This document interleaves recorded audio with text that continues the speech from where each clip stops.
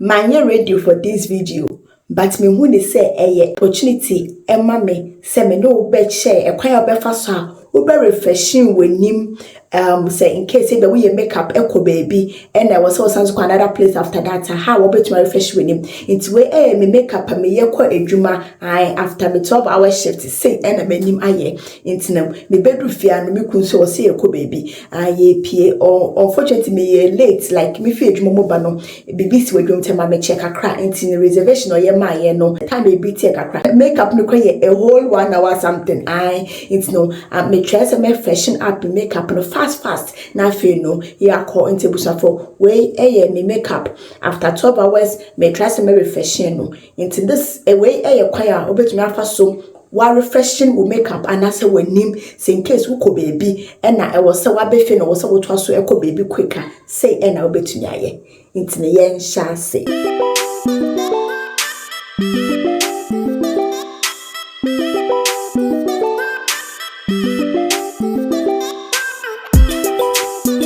ebusia for me mama akwa aba mani age say yasanso ehye mu bio ende ene di nkan a wo hwa me amedin ane authentic mama course me ma watna sempacho subscribe na fa notification bell no fato so say be me upload new videos obenya notification to me all subscribers am tuning in no so no I don't take you guys for granted nyame enhira mu bebre nti say na medin kan eka ye no ye ba be refreshing ye makeup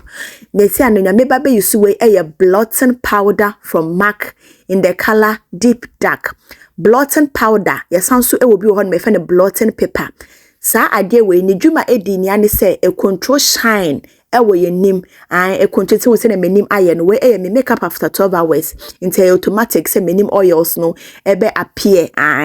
into no we no powder we ni say e control shine e wo ye nim and I say control oils e wo ye nim wa bra emfa e kan say color emfa nka ho na chenesa powder we no wontumi emfan ye makeup te say we normal press powder wo de ye kwampo na color no show because of say na esi ye no ne dwuma di nya say eji oils and I say control shine na e wo ye nim no without adding colors to it and no so empepa wo makeup dada empen bebre no ye nwanom ba ne bi ye omo use tissue omo pie na so omo nim etin fifre and I say omo enim eye shine na omo the tissue and omo the blot omo enim ne etiene say wan ye careful tissue no ebetumi a lift wo makeup ni bi into be hu so bi ho no party a into amompo ne nenim aye basa I say makeup ni baby apepa baby aye style bi the more the tissue ni bobo wanim no ebetumi a lift wo makeup ni bi especially say wan be wo de wo foundation we ka foundation a eye kwan a wo fa so wo de wo makeup no eye no wan be wo di ni ye a ebetumi apepa into no wo hia blotting paper and as a blotting powder and no e be reduce shine na e wo wanim and as e be control shine no wa bra emfa color bia fa nka ho nansan so empepa o makeup dada no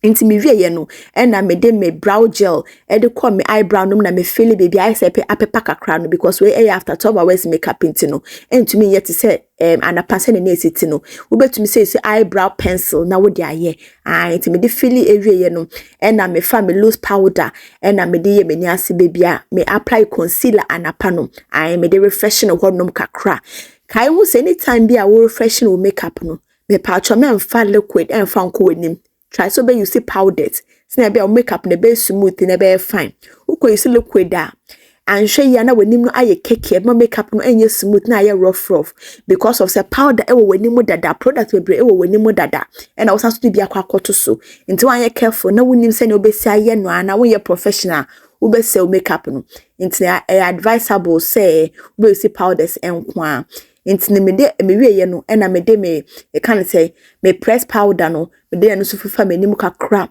na me use me bronzer me de contour me nim say na be ya shape e beba me nim kakra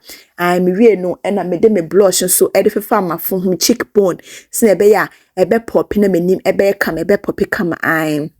inti me wie no na me yesisi ane say me ba be refresh me eyeshadow no anapa na me kwadwuma no me ye me everyday makeup no na me de koye me link a video of that me da to video ya say inti se kohwa wo betem ase me ye everyday makeup and I say no makeup me tell you see me bronzer as my eyeshadow inti the bronzer na anapa no me use as my eyeshadow de kwadwuma inti na me ba be start me eyeshadow no me san so de bronzer ni bi e de call back ho no se na be ya me smooth out me den kan use me beauty blender no edif bobo ho no ma na se de fa was na be reduce oils be ho no bia me na me de me bronzer na de fa so to smooth ne ba be ho no aye smooth kama ena na me yes sense me fa me eyeshadow color wo pe bia betime use we red bag later ewom ena me de fa ho ne ten say me use the flat side of the brush no ena me de apply eyeshadow no into me de bobo no ma nkwa na me use the fluffy side no me de blending it out sa na me ye no akopenta ma me hu se color no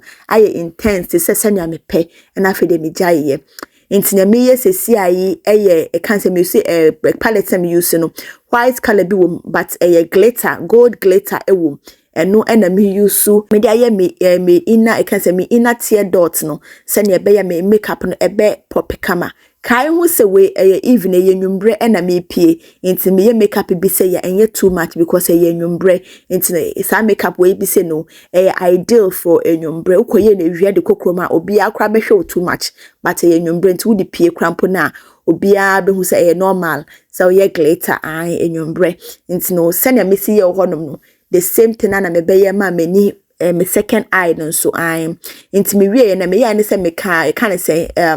me ye eyeliner me we fie se me video honum sana me mia me camera no so me ye simple eyeliner me na me ye me de pencil to me ni ase me waterline na me de me mascara me de five me ni ton we no so kakra inti na me ye sesi a we brown pencil light one bi na che se me de line me lips no me we na me de me nude soft matte from NYX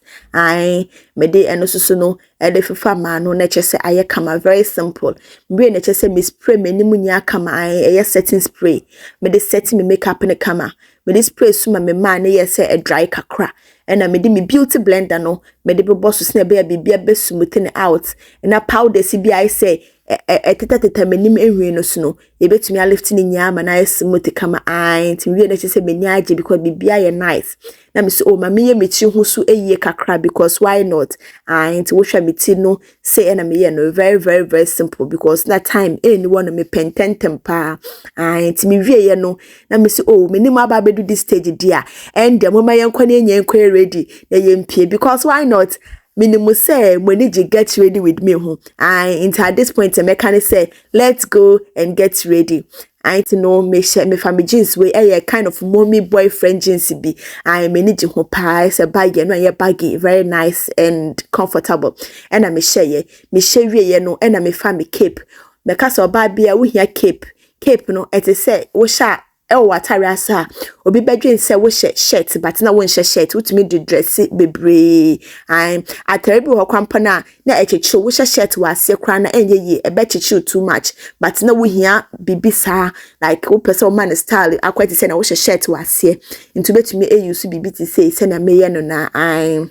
nti me shewe ya me she me sweater go so no na ye kama initially na ka me mbo belt because na ka atare ni waist na fiti me kama but me pese me catch when there's a belt accessory ye de dress senya wo dress a wo bo watch ya shashmade no sana belt nso so ete obroni anase belt no yanye se ye sha atare na se waist no so ma ye nko a ene ye mfa mbom se na be ya ebetumi achi ye na emom no belt accessory se te say normal bag ene mpaboa ene chain ya de dress no sana belt nso so ye de dress intimi hu se me de belt kan wa be kama ena me bo me belt ena me kofa me shoe me spray me hu kakra ena me fa me bag nso kakra we me old shoe me to 10,000 years ago from Zara ache ye pa